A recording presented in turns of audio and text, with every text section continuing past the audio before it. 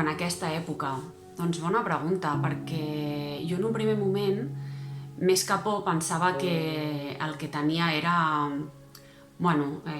preocupació de com aniria la situació, angoixa, no? La desconeixença també d'una mica tota, no? La situació que englobava, però sí que és cert que a mesura que anava passant el temps, a mesura que anaves veient serveis de gent jove, pacients crítics o que empitjoraven molt ràpidament, pacients a l'hospital que tenies a la UCI por los pelos, com si diguéssim, llavors, a poc anaves veient que, ostres, això anava de debò i que això li podia passar a tothom. Quan tocava gent jove, doncs clar, tu podies ser un d'ells.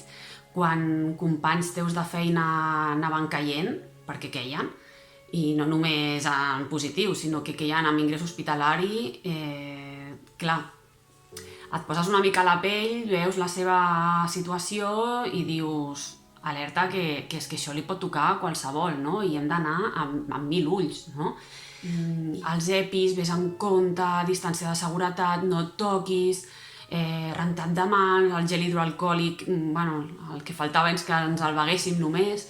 Llavors tot això et crea una angoixa extra, a més ja de la situació d'estrès que pots tenir a la teva feina amb una jornada quotidiana, no? Era com un afegit, a més. Llavors, clar, evidentment acabes tenint por de contagiar-te tu, por d'arribar a casa i contagiar els teus. Potser no de por, però sí d'un especial respecte a la situació.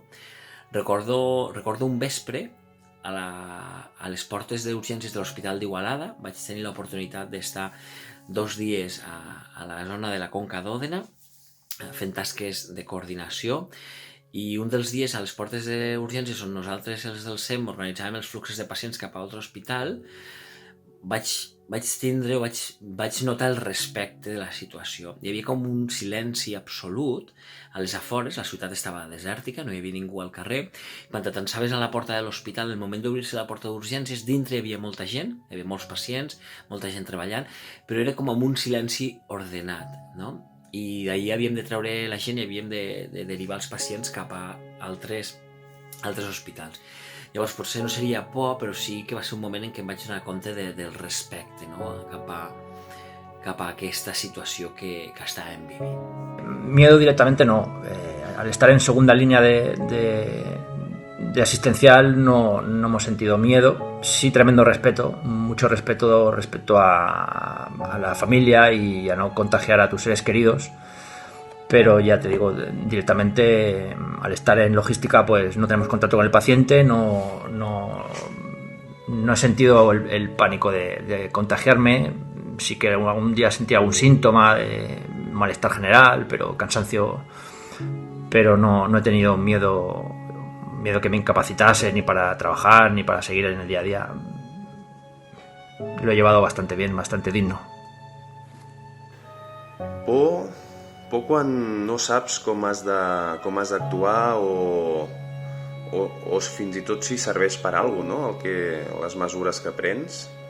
El pitjor és el patiment per la gent, per les persones, per la família, per la gent gran, tant que coneixes com que no coneixes, per la gent que treballa, no? Els sanitaris, la gent que li toca treballar encara que no vulgui, però que té uns serveis essencials. Això és el que considero que pateixes més.